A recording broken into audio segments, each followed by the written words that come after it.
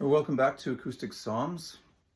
You'll notice that the background's a little bit different today. That's because my wife and I managed to get a few days off and are south of the border visiting some very dear friends of ours. And it's been just a really nice few days of friends and fellowship and good food and sitting around the fire.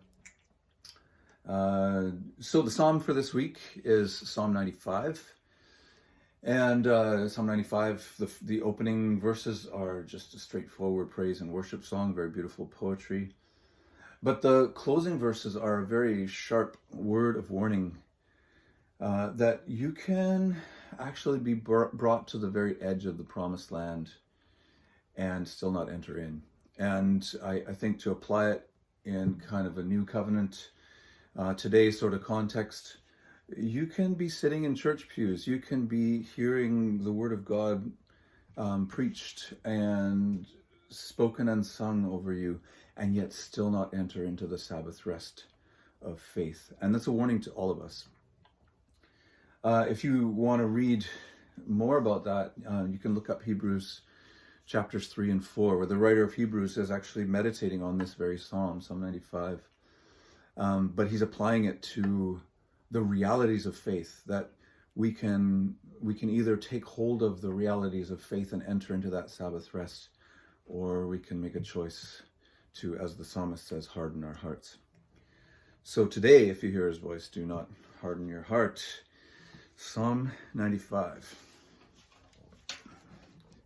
Oh, and the other thing that I'm trying to do with this song in particular, when I was writing this song, is to test out my vocal range. So what are the kind of lowest comfortable singable notes, and then what are the highest, most comfortable singable notes for me? So I've tried to write a song that fits that whole range. Let's see if I get away with it.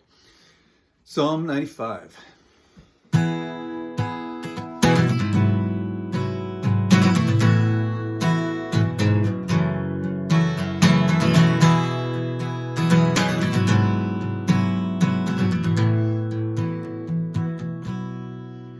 Oh, come, let us sing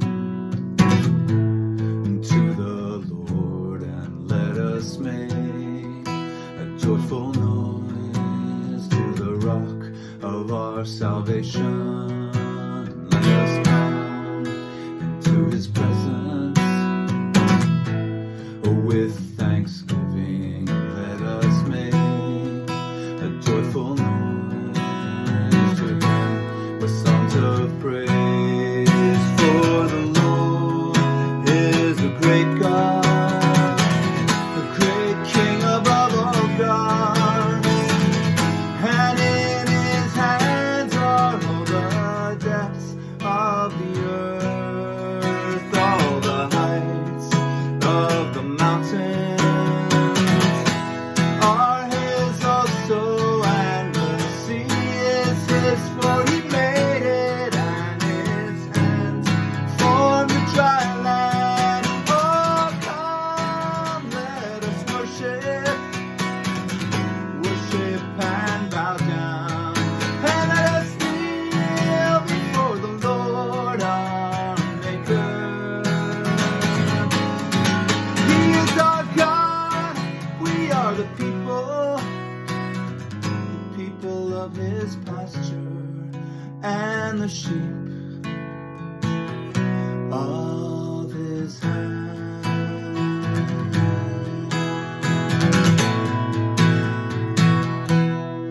So today, if you hear his voice, do not harden your hearts as at Meribah, as on that day at Massah.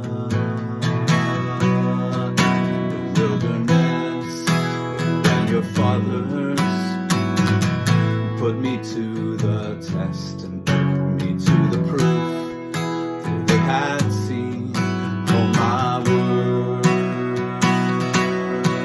For 40 years I loathed that generation and said they are a people who go astray in their heart, and they have not known my way.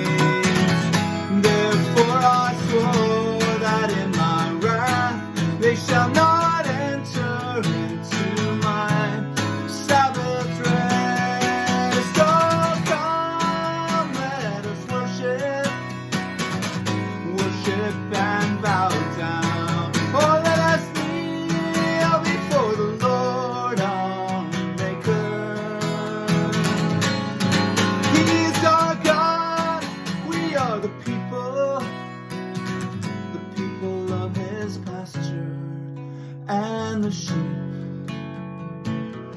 of his hand. We are the sheep of his hand. We are the sheep